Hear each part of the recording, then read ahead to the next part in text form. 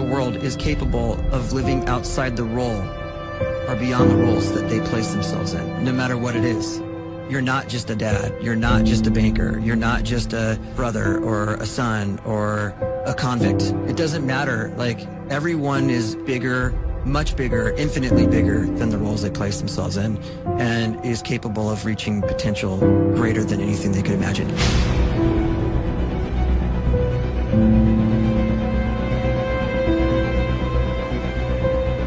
You can live the life you desire.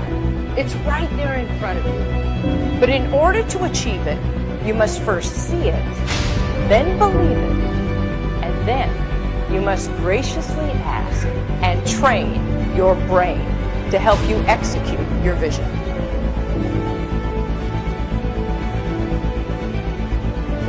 So when you start to focus and you delete distraction from your life, and you start to get seriously invested in doing one thing staggeringly well, and you practice that one thing over and over, a term to think about is mundanity.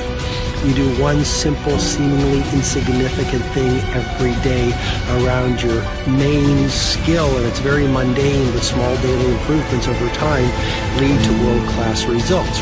Well, here's what happens in your brain. You start to isolate a single neurocircuit around that skill, and that starts to trigger a certain type of brain cell called an oligodendrocyte, which then releases myelin. Myelin is a fatty tissue that starts to wrap around that single neurocircuit related to that main skill you've been practicing. And when myelin starts to wrap around the brain circuit, what happens is you have accelerated learning times, you can see more quickly, heightened perception, and you'll learn more quickly. And that is really the quote-unquote secret of the great producers. It's not a result of some natural gift, but their daily practice, their relentlessness and their grit, their work ethic, and their singular focus and sacrifice.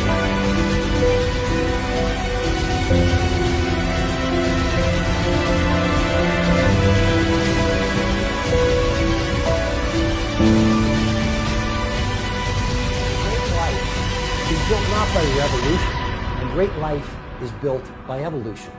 Small and steady wins the race.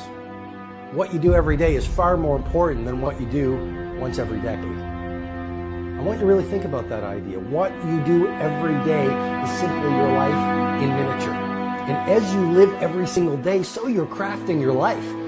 What you do over the next hours is really building your future. And if you can just get every single pocket of 24 hours right as best as we humanly can, the rest of our life is going to take care of itself. So small wins matter. The scripture says we will eat the fruit of our words. You are planting seeds when you talk. At some point, you're going to eat that fruit. My challenge is make sure you're planting the right kind of seeds. If you want apples, you have to sow apple seeds. If you want oranges, you can't plant cactus seeds, poison ivy seeds, mushroom seeds.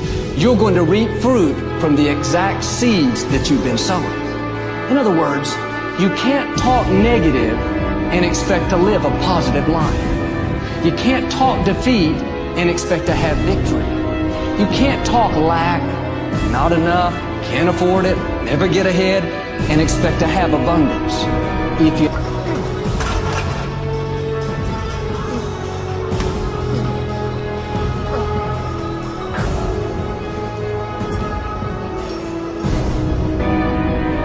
We may not realize it, but we're always feeding ourselves.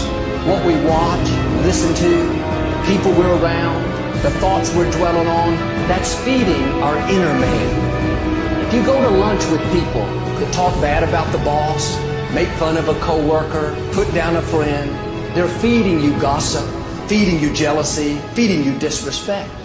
Here's the key. Whatever you feed is going to grow. You may not like what they're feeding you. You're a nice person, but if you continue to hang around them, before long, you'll be gossiping. You'll be critical. You'll be disrespectful. Why? Because you kept feeding the wrong things. If you're always feeding negative thoughts, thinking, I'll never get well, I'll never meet the right person, you're feeding doubt, feeding mediocrity, feeding fear. If you know exactly what you want to be, you need to spend as much time with people that are actually that already.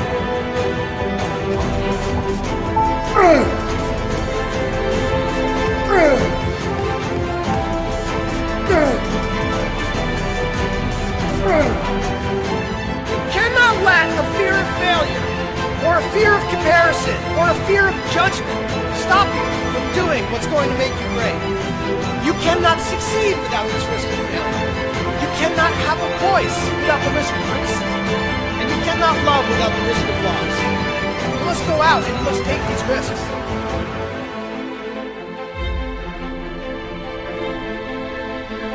You don't have the time to waste time, because time doesn't wait till you discover your purpose. If you don't know why you was born, time is still moving. And if you discover your purpose at 90 years old, it's too late.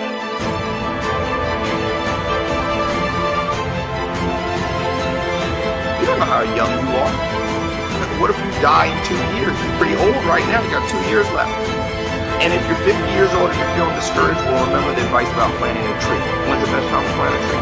20 years ago or today?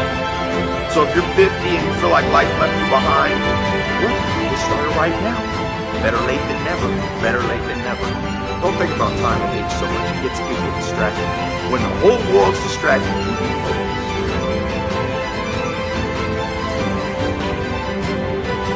You have to trust your own voice, your own ideas, your honesty, your vulnerability. Do this in your own way. You do not have to be fearless. Just don't let fear stop you. Live like this as best you can, and I guarantee you will look back on a life well lived. You're capable of greatness, profession, and more importantly, your quality of self. Stay hungry. Stay young at heart. Take those risks. You are going to change the world around you in big ways and in small.